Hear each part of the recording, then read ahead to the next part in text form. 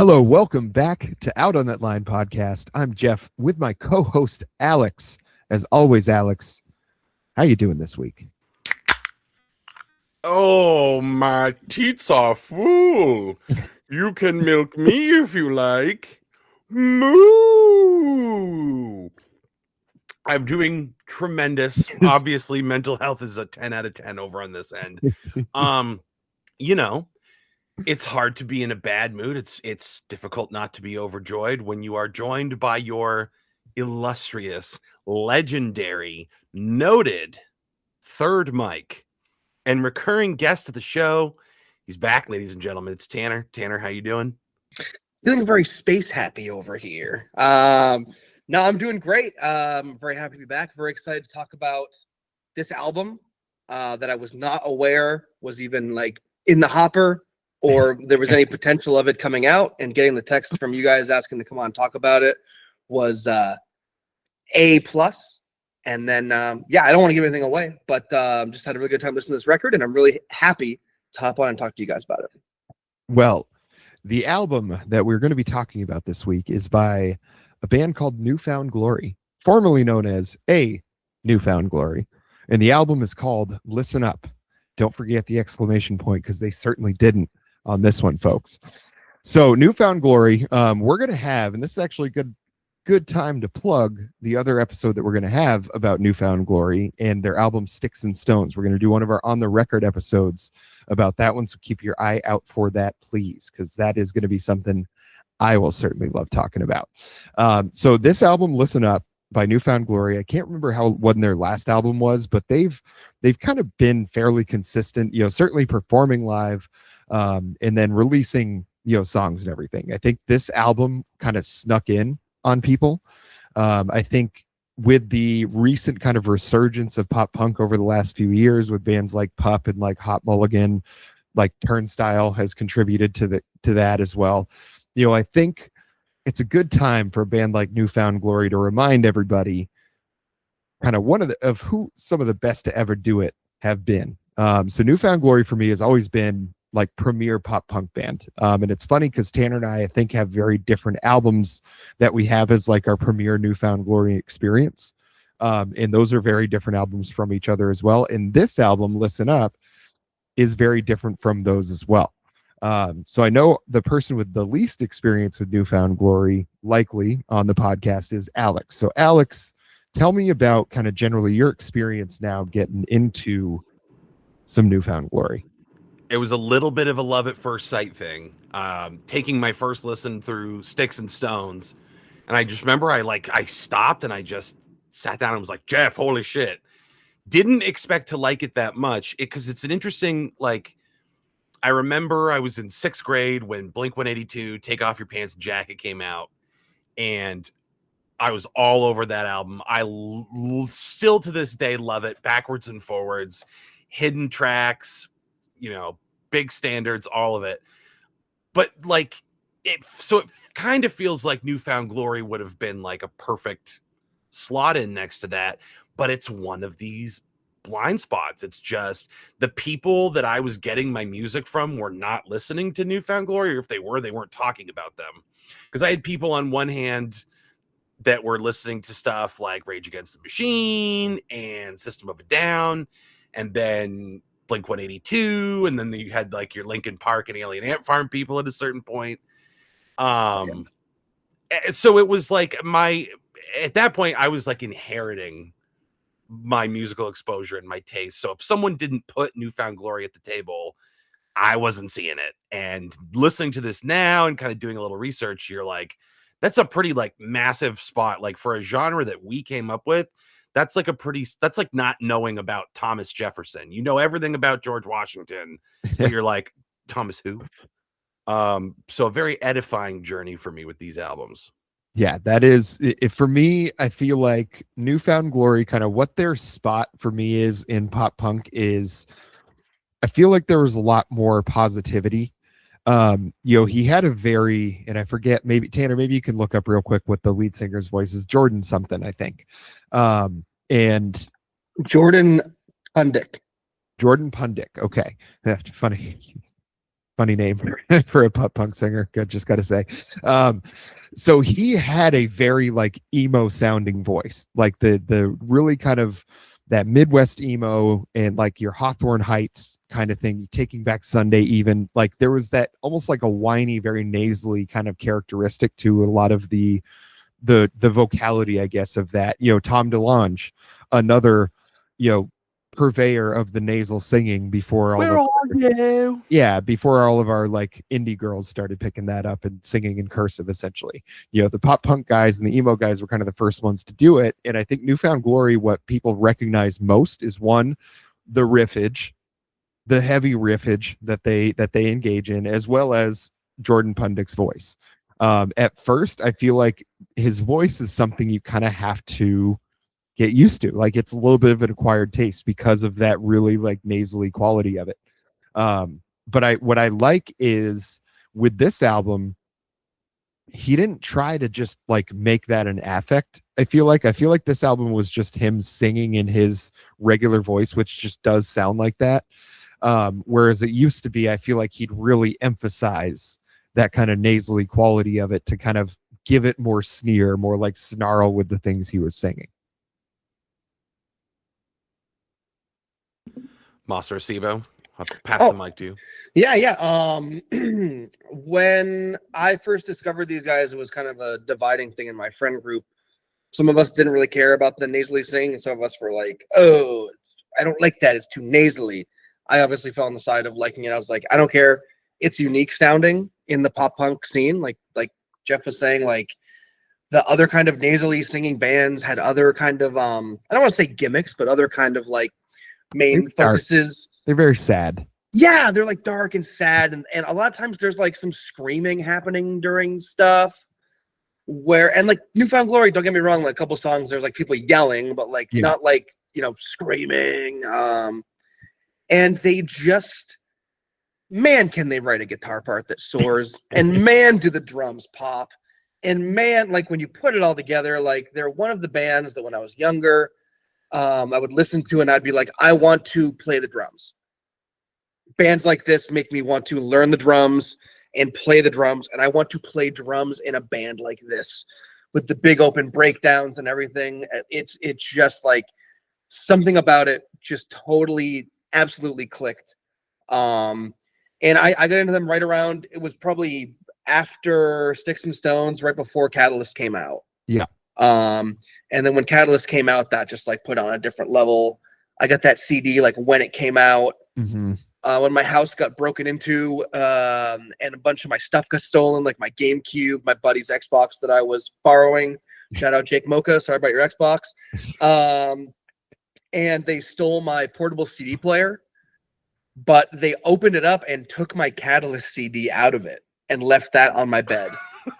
Well, that's nice. So I was like, well, that's nice. Or they were like, fucking New Found Glory, I'm not fucking taking this. But so it narrowed down the suspect list. Not a New Found Glory fan. But no, and then from then on, they've always just kind of like been, I haven't kept up with their albums as much lately. I did really enjoy one of their more recent ones, Makes Me Sick. I got it on vinyl on like a sale, and I never really listened to it, and it was really, really good. And I was like, oh, they're still doing it. Nice. Mm-hmm. Yeah, and they love doing covers too. Like they're a very active band even still.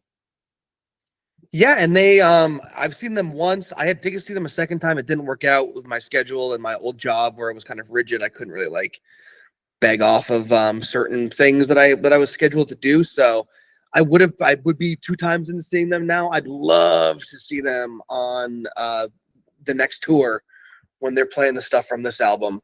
Because I think some of this stuff live would really, really pop too. But yeah, they've been there. You know, I've got Catalyst coming home and Makes Me Sick, and now I'll be getting this one on vinyl when it comes out too.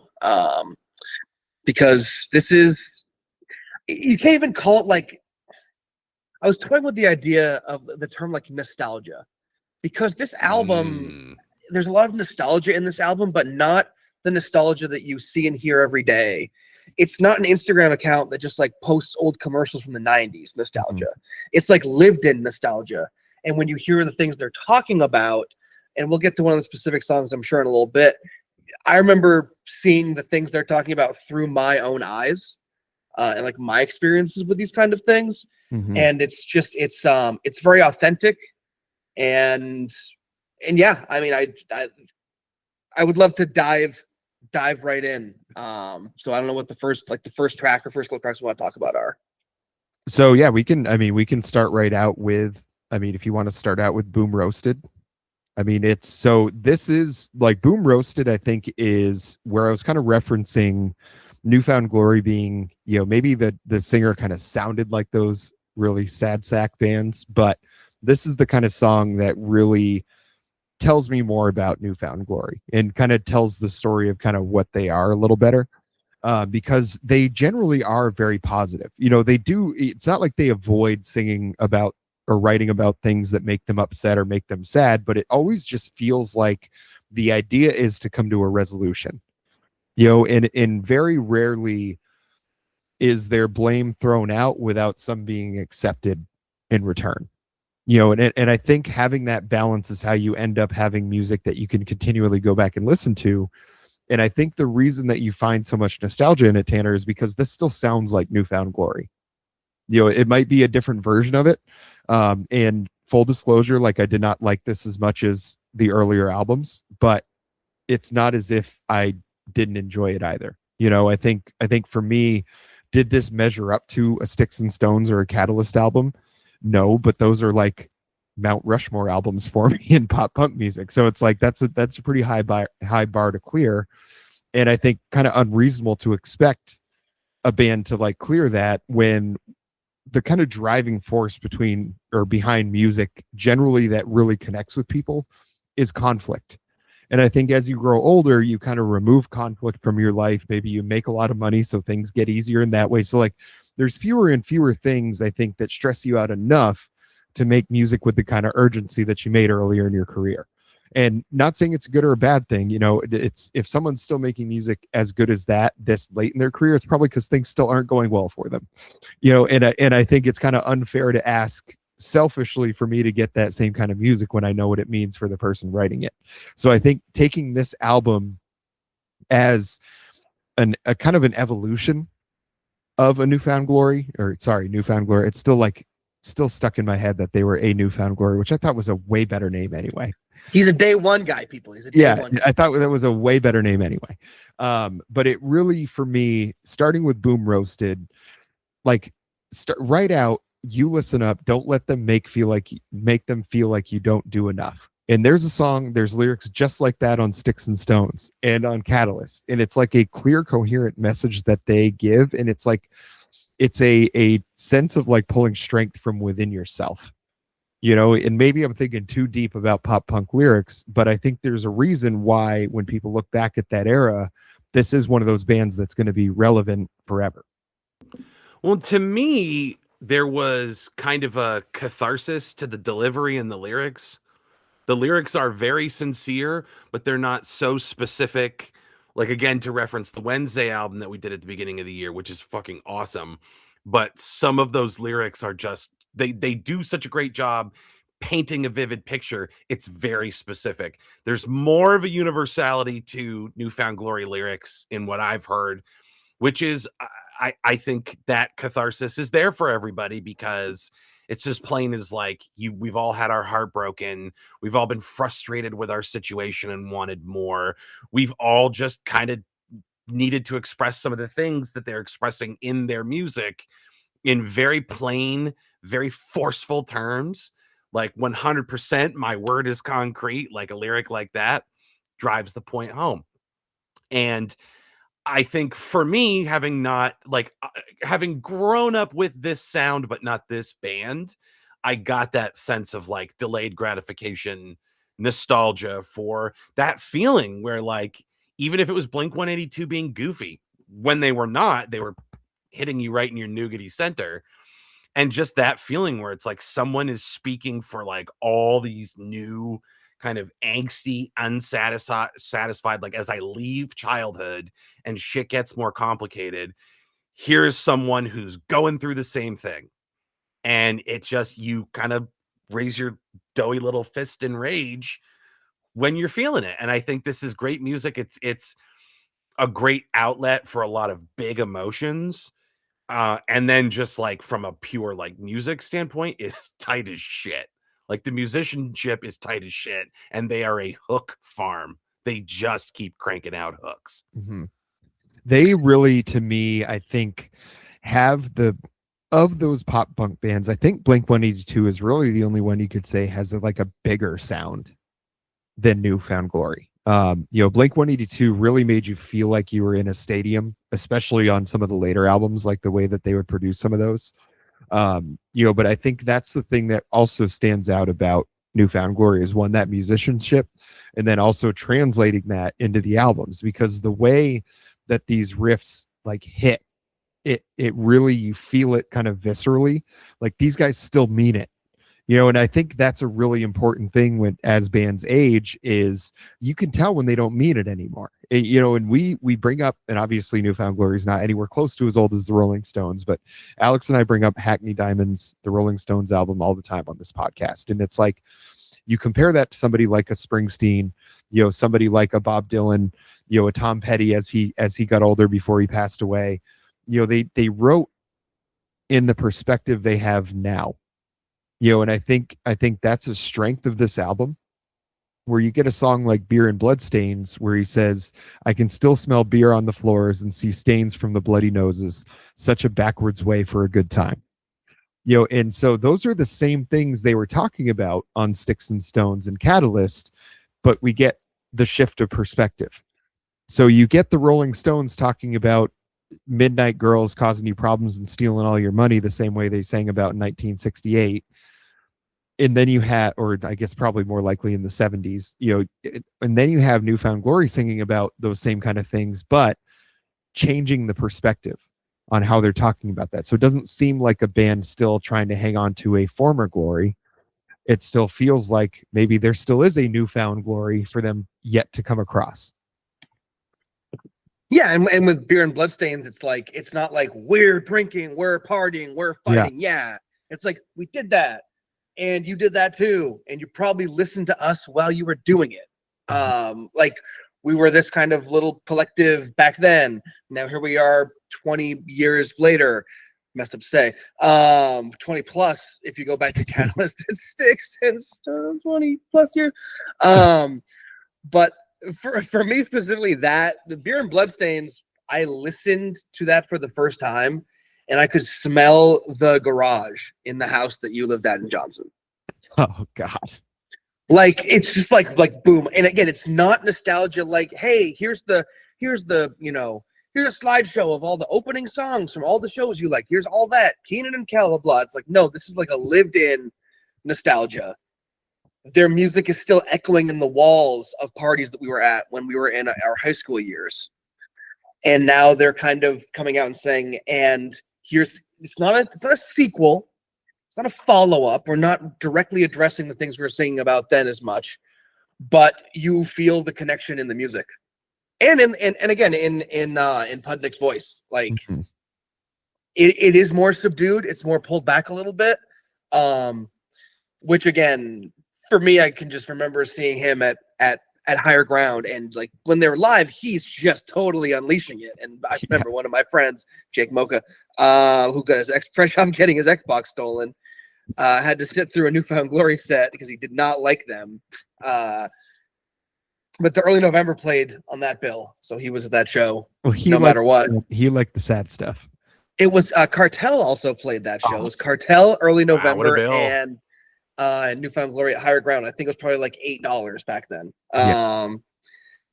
But no, so yeah, Beer and Bloodstains, like it's soaked in nostalgia, but it's soaked in like lived in moments. And it's kind of the relationship that you have with the band, who again, 20 years later, they're not pretending that they're still cracking beers and blah, blah, blah, getting in fights on the porch with your friends and the cops showing up. And by the time they show up, it was already done. I know that's laughing off.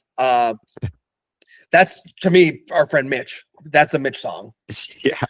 that's like Mitch getting in the way he used to get, and then clashing around and stuff getting broken. And but if it always blew over so fast, by the time the cops had shown up, it would have been already done. Like I feel that in that moment too. Like, oh, he's trying to tackle us to get to the bottle of Absolute vodka. He'll be asleep in 5 minutes. Yeah. This is his last burst. This is his last bit of energy. And unfortunately, at the peril of Ryan Renault, who had to feel what it was like to have someone go through you at full speed. Mitch had that Goldberg spear. Mitch and Dante getting hammered together is just the unstoppable force meets the immovable object. Oh my god, that must have been like what facing like the Legion of Doom was like in the 80s in pro wrestling. Yeah.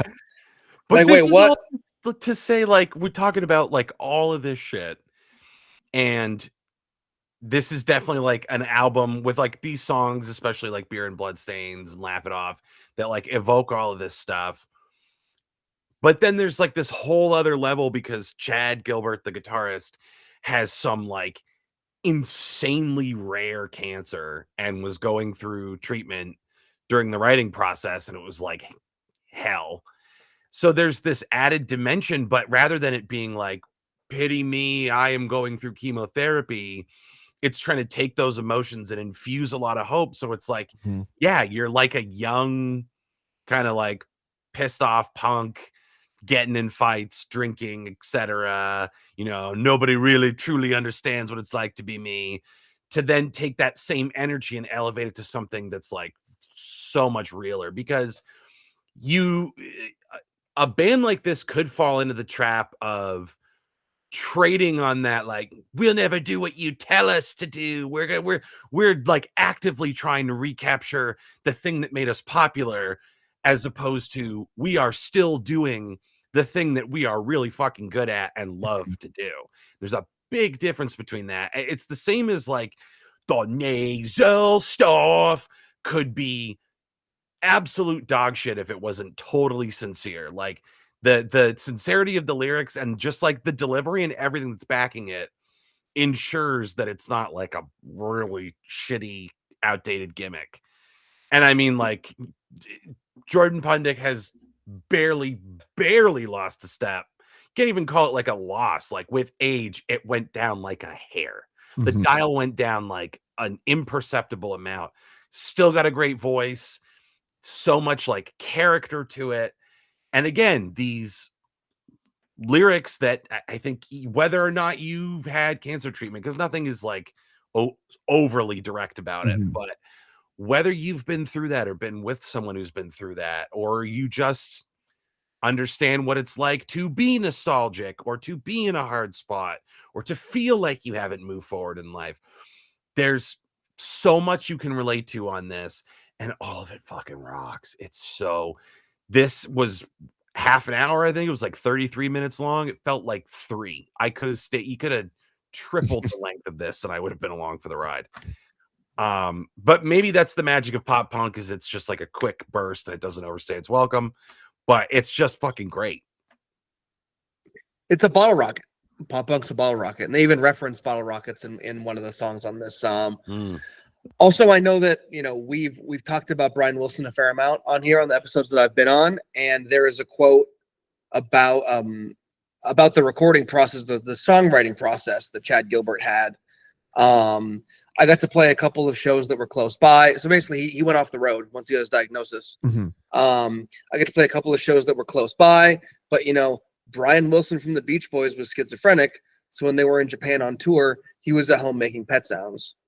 So he kind of steered into this like concept of, they're out there playing our songs, I'll come up with the next ones here in my studio. And also, anytime someone gives like a throwback or a callback to the Beach Boys, I got to give it a little shout out, a little pop. Brian Wilson was a fan of New Found Glory. Yeah. Is that like his Norbit thing when he got interviewed and somebody was like, "What'd you do this weekend, Brian?" He was like, "Oh, I went to the movies." And they're like, "Oh, what'd you see?" And he's like, "Norbit." And like, "Oh, do you like the movies?" He goes, "Oh, I love the movies." And they go, "What's your favorite movie ever?" He goes, "Norbit." It's so good. But yeah, like that he kind of steered into this. They're out there. I'm here. I have the tools in front of me in my home studio.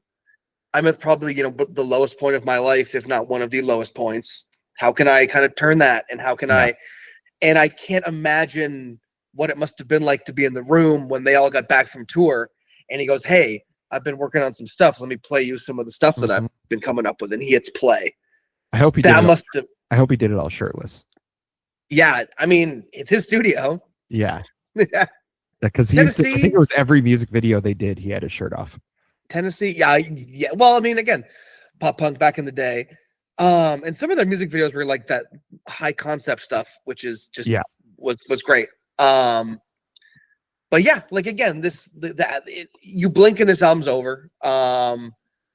It's 36:03 all said and done, and there's like not a second to skip. Like not only like there are no skips, like don't miss a second of this. Yeah, pay attention.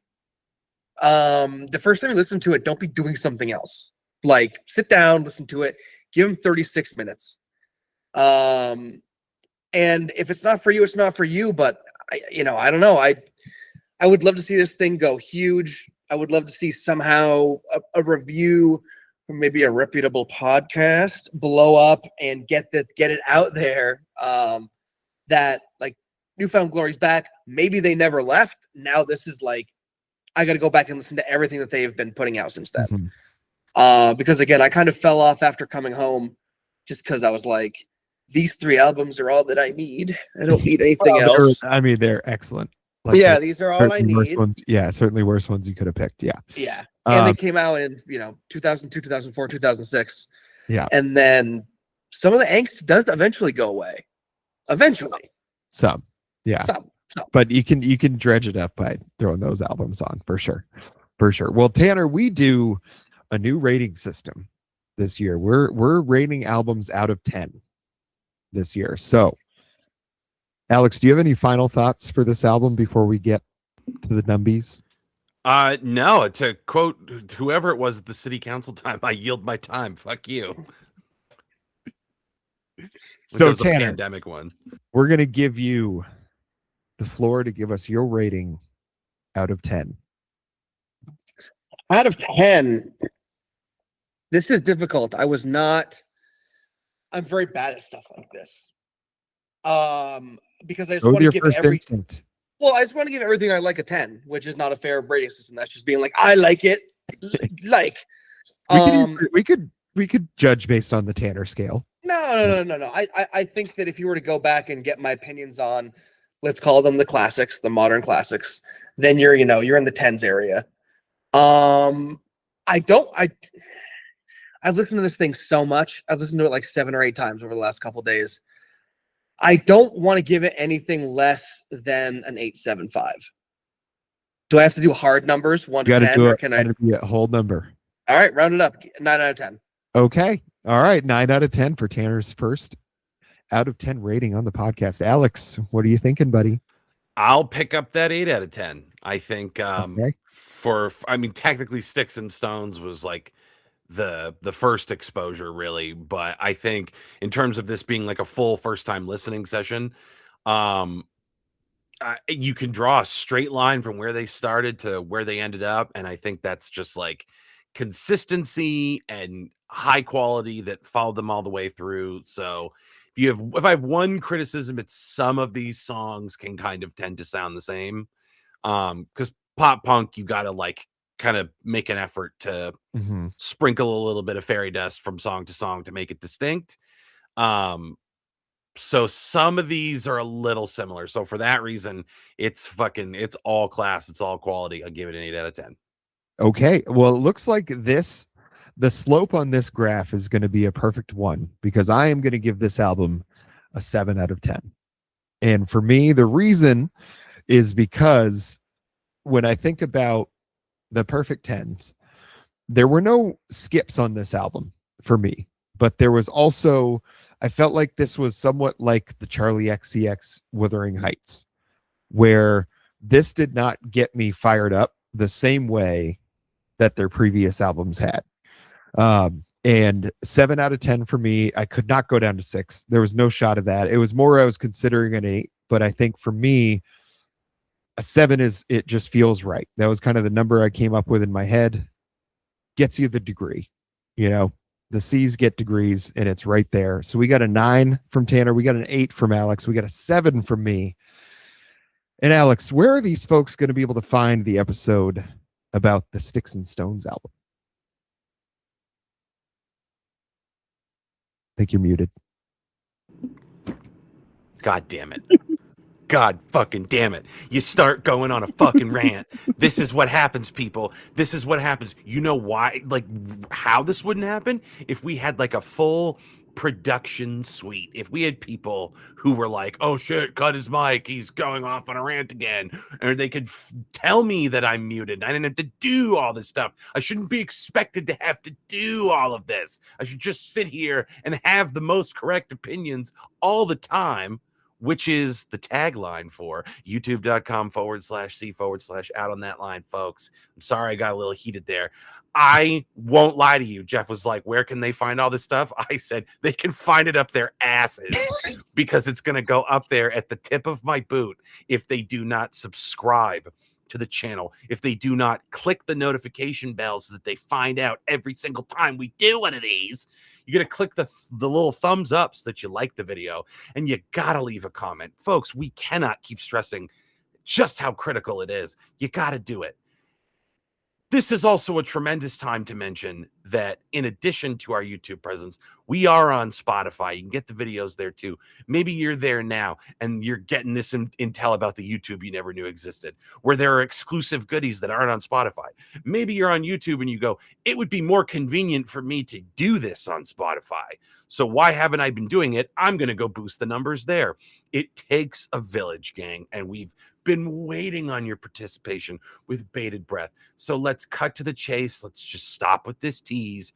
And you're going to sign up for the channel today. You're going to sub. You're going to follow us on Spotify. And you're going to listen. And you're going to love it. You're going to love it at youtube.com/C/out on that line. And also now on Spotify. They're so good. It's almost like they're pre-recorded. Like every time. Is that you stumbled out of the gates and like Usain Bolt, you sprinted to the finish and you won the race, Alex. I'm really proud of you. And folks, until next time.